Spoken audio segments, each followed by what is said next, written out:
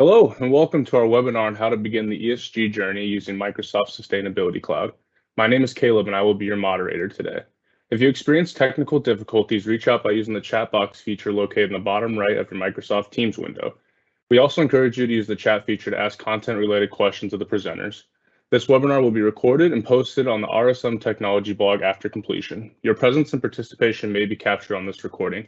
Please reach out to caleb.green@rsmus.com with any questions or concerns.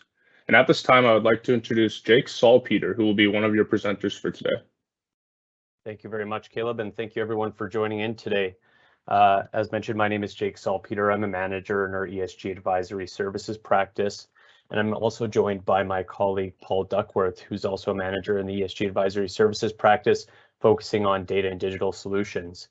Today, we're going to be speaking about how the Microsoft Cloud for Sustainability and the ESG journey come together, and we're going to be talking about a few specific things. So we're going to be talking about ESG as a whole, talking about what it is, what it means to be an ESG mature company, and then talking more about some of the trends that are happening in ESG, and then looking at ESG technology and how ESG technology as a whole enables companies to not only look at the entire ESG journey, but also consider some of the ESG megatrends like the climate change emergency that we're currently going through.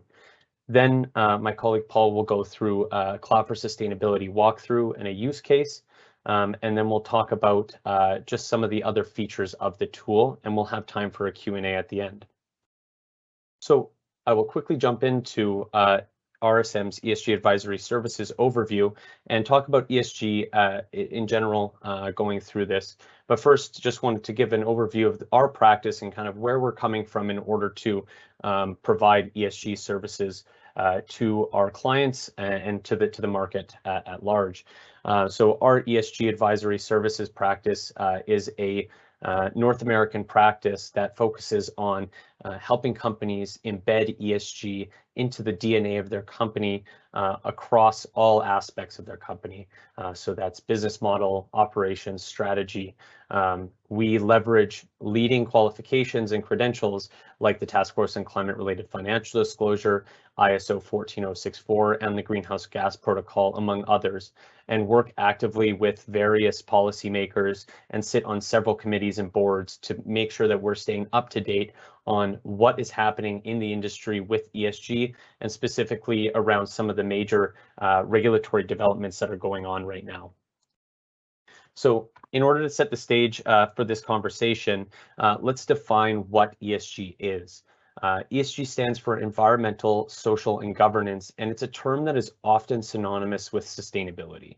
However, it's a growing topic that is really shaping stakeholder expectations, including investors, partners, and clients, to help them really understand why a company does what it does, and not just what it does. And it really is how companies are demonstrating commitments to core values. ESG information is typically disclosed through ESG or sustainability reports, which focus on both quantitative and qualitative disclosures of data across the three pillars of ESG and provide metrics around environmental, social, human capital, leadership and governance, and business models and innovation. ESG, which was once considered a differentiator, is now really becoming an essential component of a company's business model and strategy, primarily in North America due to the changing stakeholder expectations, including investors and customers. And there's numerous empirical studies that suggest that organizations that actually incorporate and meaningfully incorporate ESG into their strategy and operations achieve improved financial performance, whether that's lowering their weighted average cost of capital or getting more favorable lending terms, or potentially increasing the amount of investment they get based on increasing ESG scores and ratings. At RSM, however, we really believe that ESG is more than just something that should be tying to a trend or appeasing any of the regulatory requirements. We really believe that embedding ESG into a company's strategy and operations in an intentional and meaningful way results in even greater improvement of financial performance and can address risks such as greenwashing, all the while moving companies along their ESG maturity journey. And we define this ESG maturity journey as basically going from building those initial foundations in ESG all the way to taking their first steps in actually reporting and taking ESG as a decision-making tool to reassessing and refining those processes all the way to an element or an aspect of ESG maturity. And one thing that we've really noticed with a lot of our clients is that in industry, a lot of companies may think that they're at a point where they're actually not that ESG mature or they don't have those foundations. However, we find that a lot of companies haven't taken credit for a lot of the ESG adjacent or ESG related activities that they actually do conduct, and therefore they're actually much further on this ESG maturity journey than they may think. Looking specifically at the North American middle market, which is where RSM tends to focus on, and RSM defines as organizations with revenues under $1 billion, our proprietary middle market business index survey, or MMBI, which we conducted in late 2021, revealed that ESG issues have really reached an inflection point, with an increasing number of companies reporting on ESG and prioritizing emerging trends and topics such as climate change, diversity, equity, inclusion, and social well-being. We're also seeing more and more organizations dedicating roles to developing and carrying out ESG strategies. And RSM is seeing this occurring across all industries, whether it's infrastructure and real estate, whether it's energy, you name it. We're really seeing a lot of these ESG developments happening across all industries. Now, when we look a little bit deeper into some of this data that came from the MMBI survey, the reduction of carbon footprints through energy management and carbon reduction, as well as other types of waste management and energy management, is garnering high levels of attention as the effects of the current climate crisis is being felt closer and closer to home for a lot of organizations. Not to mention that many organizations in carbon-intensive industries see it as their responsibility to act as stewards of the environment. And their stakeholders are also seeing it as their responsibility to make sure that they are acting as those types of stewards.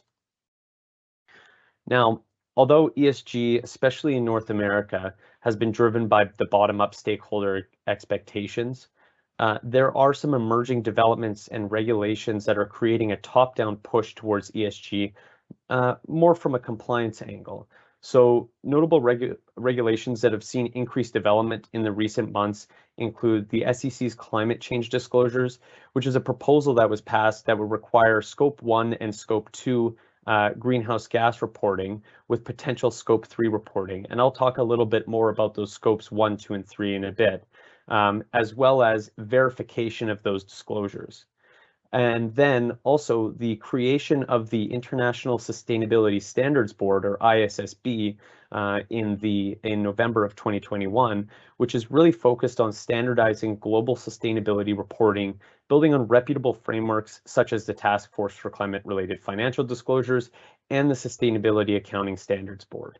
And we'll dive into the SEC's proposed rules in a little bit and talk a little bit more about the greenhouse gas protocol and how all of this ties together.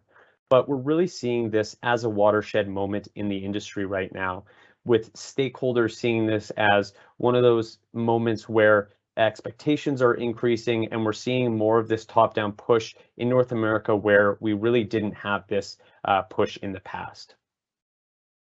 Now, with the increased focus on climate change and greenhouse gas emissions tracking, measuring, and reduction, RSM has supported numerous clients in building upon those existing foundations, which I mentioned, to develop robust greenhouse gas reduction strategies focused on clear goals and boundaries, determining their baseline emissions inventory, and setting targets and reduction initiatives.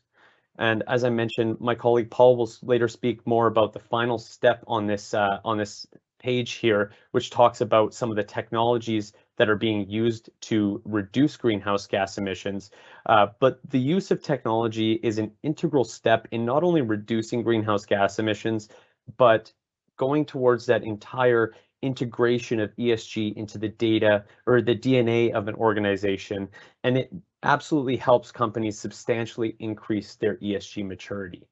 Now, the steps to reducing greenhouse gas emissions here that you see on the screen isn't a formula or a framework that has to be followed to a T, but it provides the outline that we're seeing from going from your initial steps in understanding what greenhouse gas emissions are, all the way to a point where you're making decisions, setting targets, and actually using data to drive environmental stewardship and reduction in greenhouse gases.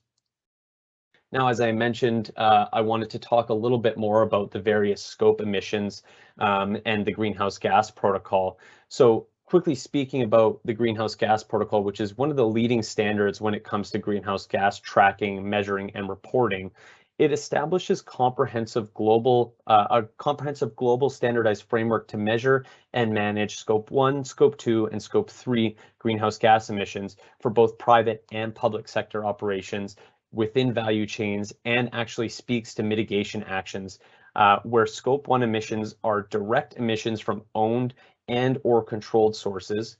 Scope 2 emissions are direct emissions from the generation of purchased electricity, steam, heating, and cooling.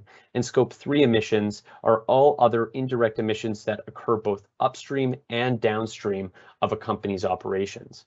Now, this is the most important stage setting step of developing a greenhouse gas inventory and actually understanding how to account properly for these emissions. Because the way that a company understands their boundaries and understands where their emissions are coming from will determine how these emissions are categorized.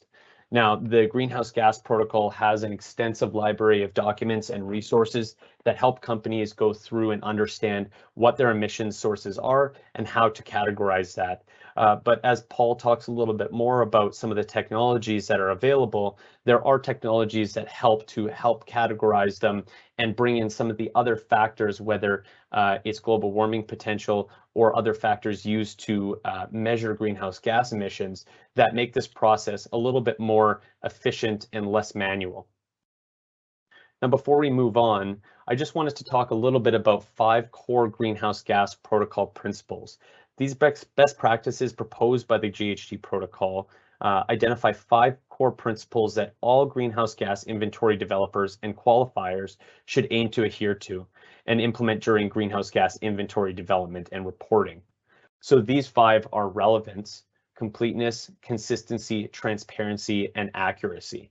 And when we look at them, it is a little bit of a no-brainer when it comes to these 5 core principles. However, these principles allow companies to make sure that over time, they're consistently and completely disclosing their greenhouse gas emissions, but also stating all assumptions and making sure that there is an audit trail so that people who are going in to make sure, whether it's internal audit or an external auditor, are able to see that the emissions that are being reported are actually the emissions that are being created by that company.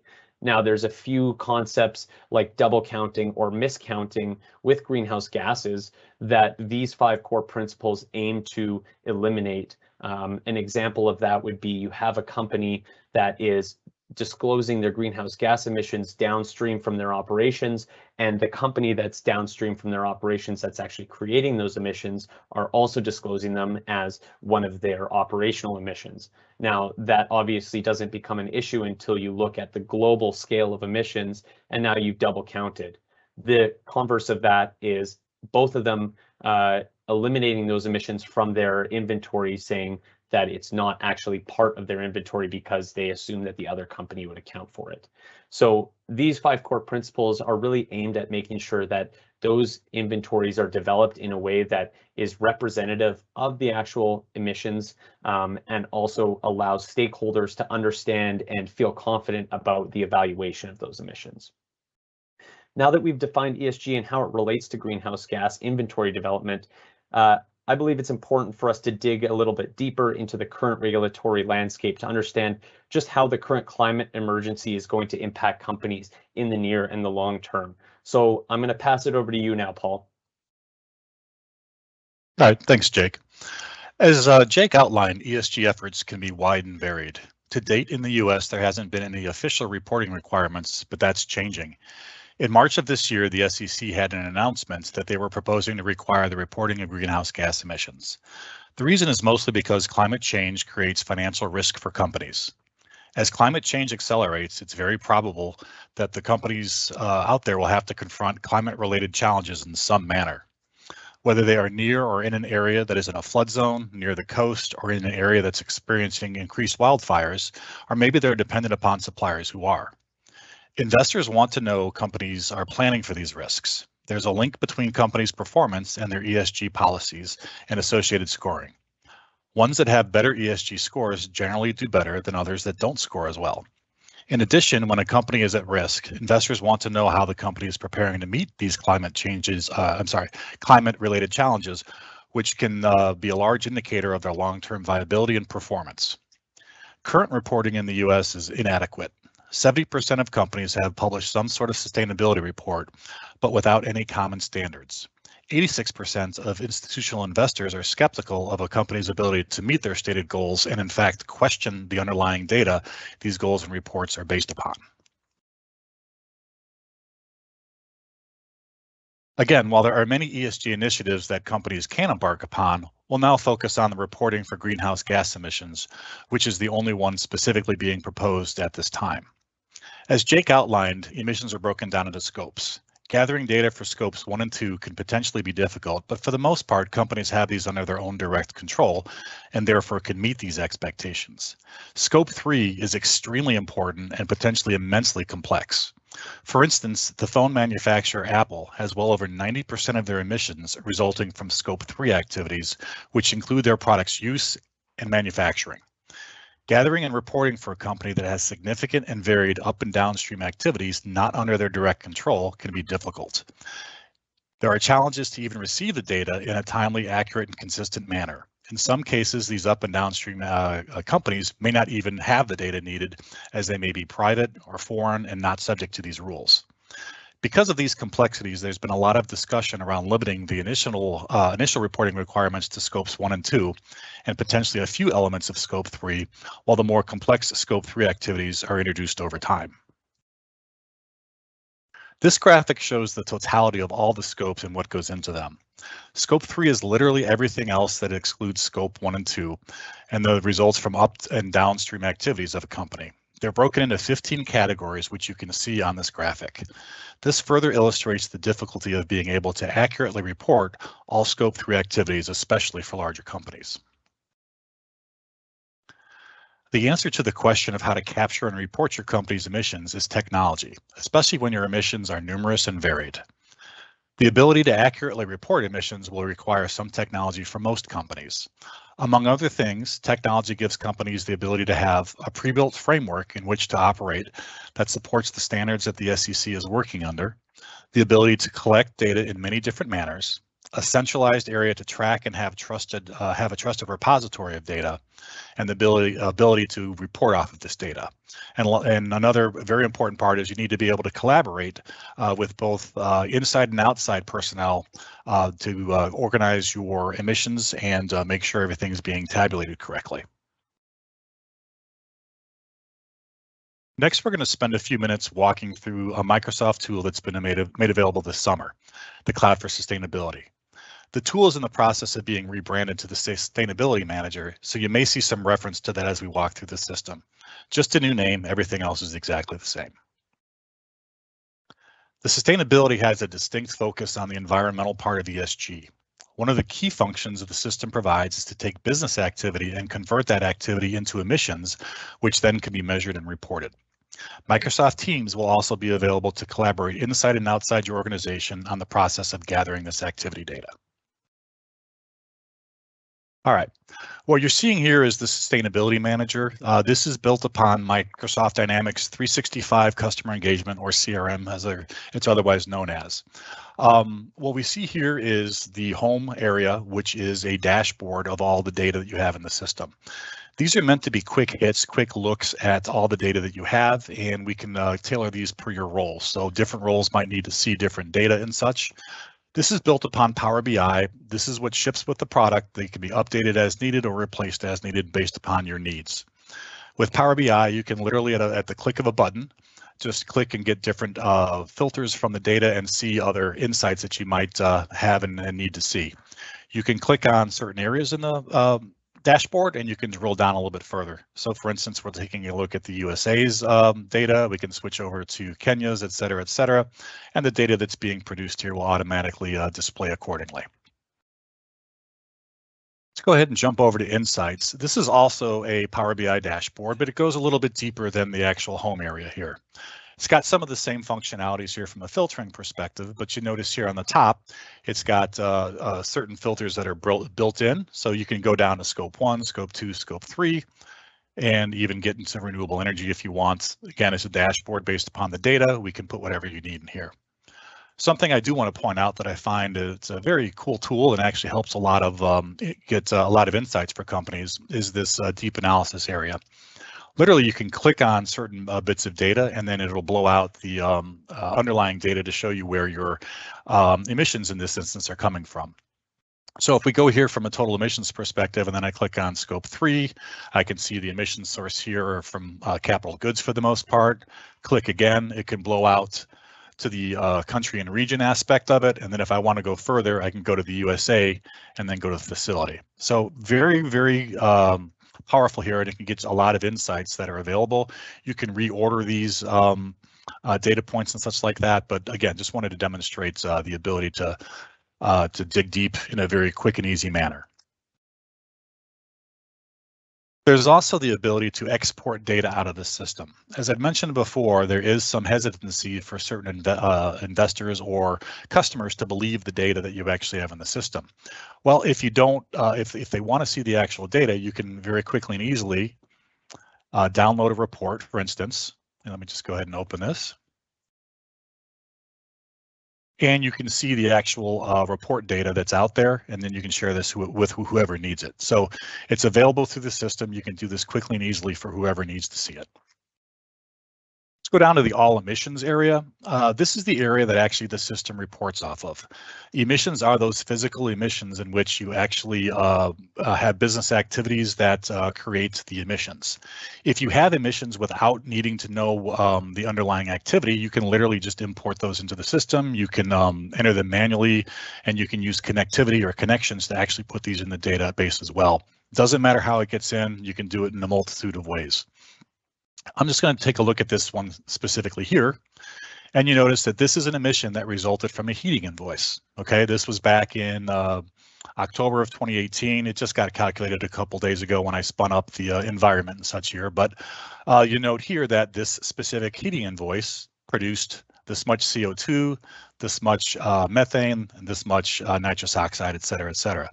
So again, this is what the data in the system has, and this is what you're available to report off of.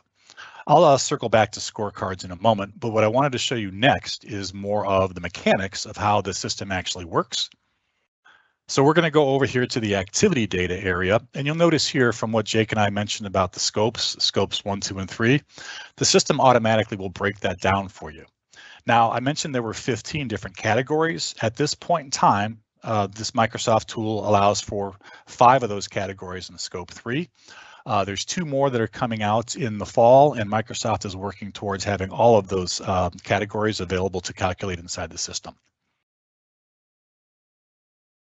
So from an example perspective, we're going to take a look here at this purchased electricity. I'm going to go ahead and hit view. Now, as I mentioned before, when we were over in the analysis area, that was the end result of the activity, the emissions. This data here is that actual activity data that those emissions can be created from. I entered one into the system a couple days ago just for my example perspective, and you can capture whatever data you want in here, but the key part about this is the quantity and the unit. Okay, so for the most part, from a utility bill, you don't get the resulting emissions, but you do get the quantity and the unit and where it was from. So this is what's used. This is the first part of data that is used to actually calculate your emissions. I'm going to go ahead over here to factor libraries. And this is just what ships with the product. You can put whatever you want from a factors library in here. We're going to go into the EPA 2022 eGrid and look at the emissions factors. Okay, you note here that this is the emission factors from New York, Long Island, that specific eGrid. So what the EPA has done is they have basically said if you are purchasing energy from this actual e-grid, in this instance here, for every megawatt hour that you have, here is the resulting CO2, the resulting methane, and the resulting nitrous oxide, etc. This is just an example. If you have other emission factors that you need to capture, whether it's from dropping materials off or from your internal processes from a manufacturing perspective, those emission factors can be entered into the system and utilized how you see fit. Okay. We're going to talk about calculation models just briefly. This is what does the math, the calculation, for lack of a better term. The example that we're going to have here is just literally the quantity times the unit. In our example that I just showed you before, it's going to be the quantity of 105 and the unit of the megawatt hour. If your bills, for instance, come in kilowatt hours, what have you, the system will also do that translation for you to make sure that you're talking about like units in this regards. This can get very, very intricate. It's got a lot of capability that you can do ifs and thens and different branches and such like that.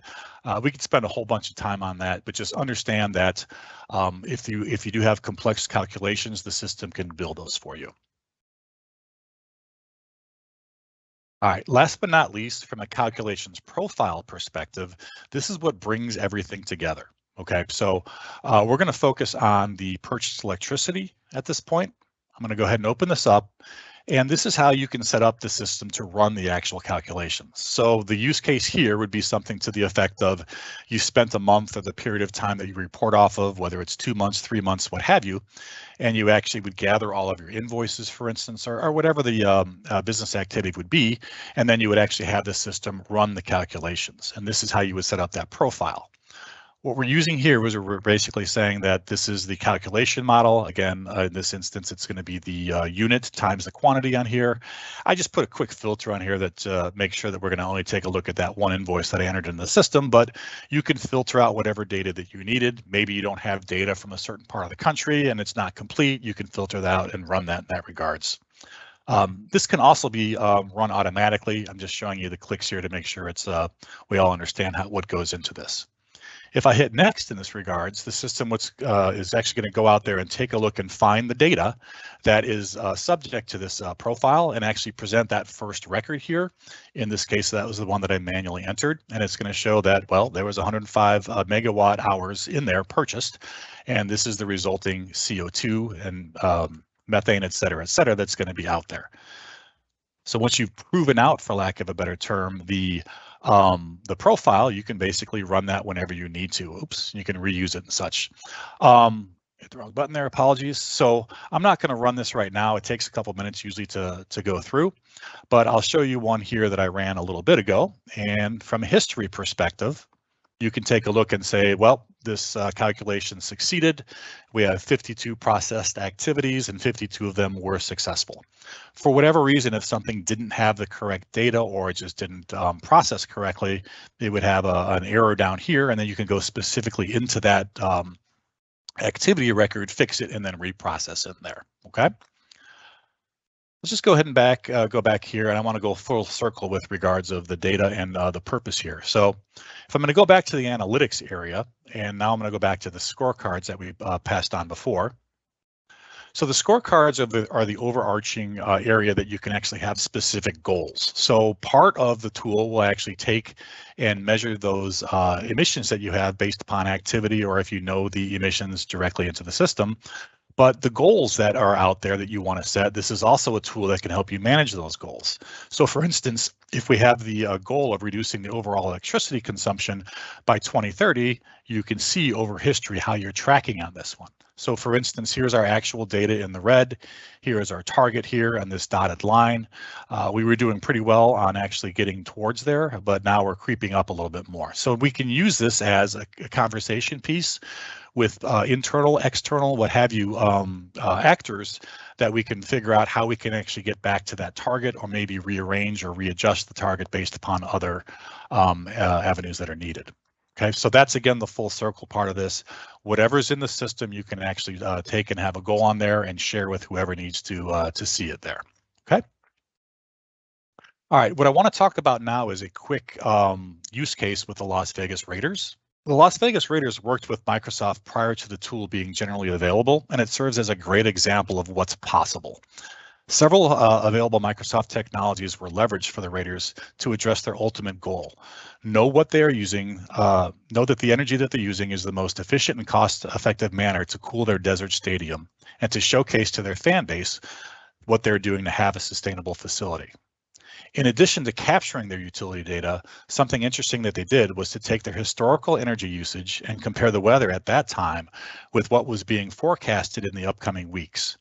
This helped them plan for their expected energy use and resulting emissions. This model helped them determine the best and most efficient manner in which to prepare to cool their stadium.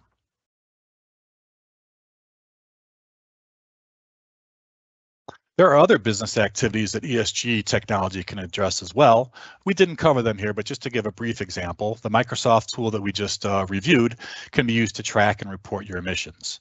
There are what-if analysis tools out there that you have the ability to enter different data points and assumptions to then see the resulting costs and emissions so you can effectively model those possibilities. Data process and data mining can be used to understand how your processes can be made more efficient and therefore reduce your emissions. The supply chain reporting, as I mentioned, is huge, and there's more and more capability coming out to measure and report off these emissions throughout your supply chain, and they were continually improving all of the time. In closing, we hope you found this introduction to ESG and related technology informative.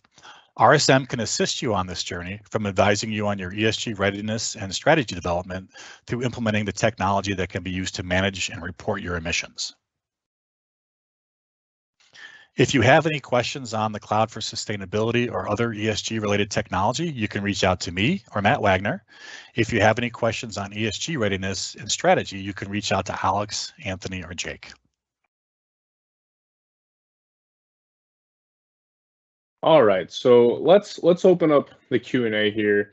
We have a few questions that have been asked. So Jake, it looks like this first one is for you, and the question is, how does developing greenhouse gas inventories enable companies to increase their ESG maturity? Yeah, absolutely. And thanks, Caleb. This is a great question. And I think that the biggest thing to understand, first of all, is just the fact that ESG at the kind of highest level is really being driven by ESG megatrends. And I mentioned the ESG megatrends at the beginning of this and spoke a little bit about the climate emergency that we're currently in. And I think that the biggest thing is that regulatory and stakeholder expectations are really honing in on that greenhouse gas, climate change, carbon footprint, whatever you want to call it, that aspect of the business, the environmental pillar. Not to take away from the social and governance pillar, but the environmental pillar is one that seems to transcend not only all industries, but all geographic locations. Social impacts and aspects are very different depending on where you are around the globe.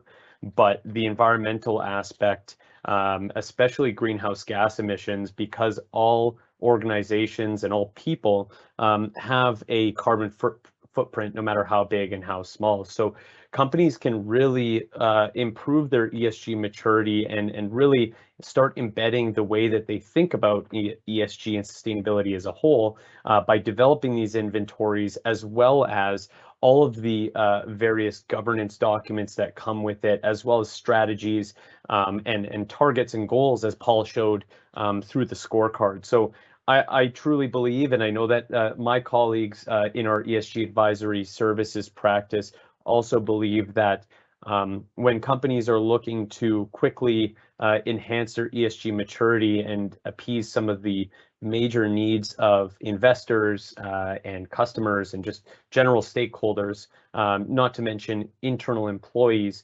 that environmental impact and the carbon footprint that is shown through greenhouse gas inventories, as well as reduction strategies, allows companies to really move that needle forward and show the benefits of implementing ESG. And it leads to companies being able to look at the other aspects of S and G that fall under the umbrella of ESG.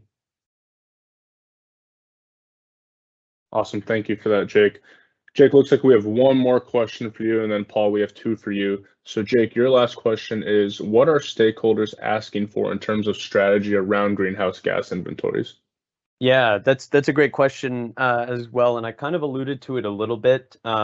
When we look at some of the frameworks that are coming out or that are becoming leading frameworks, like the Task Force on Climate-Related Financial Disclosures, we're seeing a lot of the recent regulations, not only in the US, but some of them in Canada and around the globe, starting to look at not just the quantitative aspect of greenhouse gas emissions, but also the qualitative aspect of it. So the Task Force on Climate-Related Financial Disclosures, or TCFD, has 4 elements. The one element that's focused on the quantitative aspect is their metrics and targets, but there's also aspects around governance, strategy, and risk management.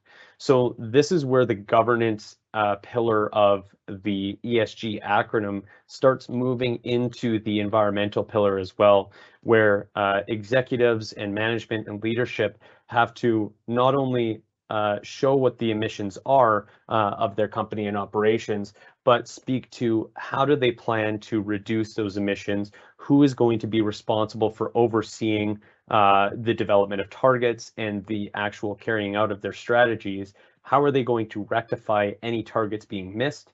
And then one of the biggest things is around the strategy and risk management, and it's called scenario analysis. And it's more of a qualitative discussion around how are companies going to deal with various climate scenarios. Now, there's organizations who have developed leading climate scenarios that you can find online. Some of them are industry specific, some of them are geography specific.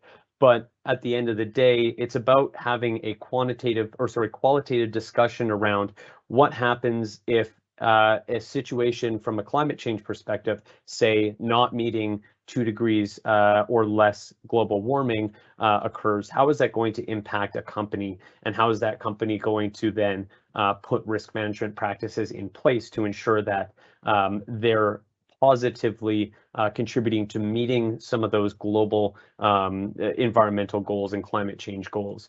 So when we look at these inventories, it's one thing to have the numbers, but stakeholders are increasingly expecting companies to also have the discussion and the strategy and the risk management, as well as the proper structures in place internally to ensure that their stated goals and objectives are actually being achieved.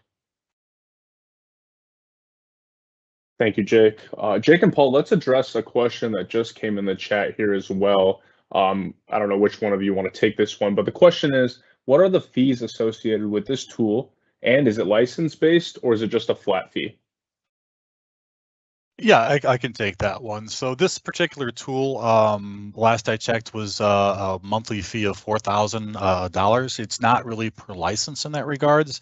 You would generally just have a few people going in and out of the system. You might actually have some more costs or fees related or adding up with regards to some storage aspect of it. So if you have a lot of data in the system, you might have a monthly storage fee as well. But the general fee is $4,000 a month. And that's for something of this caliber and size, pretty much the going rate from what we've seen. And I would just add to that aside from the fees associated with the tool, it's important for organizations to also take a look at how they are strategizing around how does this fit within their enterprise architecture, what is their technology roadmap looking like in terms of what functionality they need today versus down the road. Paul mentioned some of the scope 3 functionality and categories coming in the near future, and I'm sure that there's going to be quite a few more modules and functionalities that are going to be released as this tool progresses. So on top of this, it's important to understand that there may be some fees associated, or there's a potential for fees to be associated with developing that strategy around not just near-term, but future state business requirements for this technology. Yeah, that was the good point, Jake. That was the licensing specific to that, but it is a tool. You do need to understand your strategy and know what you're going to be needing to have the tool manage for you, and that's where RSM can come in and help you with that in this regards. And one more comment on what Jake also mentioned is, yeah, they're always adding functionality to the tool. This is relatively new. It's been out for several months, as witnessed with the Las Vegas Raiders. It can be definitely extended as you need in this regard for your own specific ideas and own specific needs. And I'm certain they're going to add more and more functionality to it as time goes by. Thank you to the both of you. Paul, we can go ahead and move to the questions that are more for you, if that's all right. The first question for you is, does Microsoft have any other technology that helps keep track of greenhouse gas emissions from my company? Yeah, it's a great question. So as with a lot of companies out there, Microsoft is jumping full in to help companies, especially in the middle market, capture their footprints and such. Right now, there's actually the ability to use your Azure licensing and your Microsoft 365 licenses, for instance, and based upon your usage in there, you can actually run some reports that will say that for this many people that you have, here was your usage model, and that's what the actual emissions are from your usage model in their cloud. You can actually have that as a reporting factor or an input to your overall reporting standards and such like that. So yes, there's like I said, Azure and Microsoft 365. Literally, what you would have to do is sign up for it. It's free in this regards. The actual reporting for the cloud footprint, Azure and Microsoft 365 comes with a monthly cost. But once you log in and you have your ID and such, it will actually on a monthly basis give you the amounts of emissions that are generated from your use of their cloud products. Thank you, Paul. And Paul, your last question is, can the Microsoft tool track any other kinds of goals that our company has in the ESG realm? Yeah, that's another good question. So this is specific more towards the E part of ESG.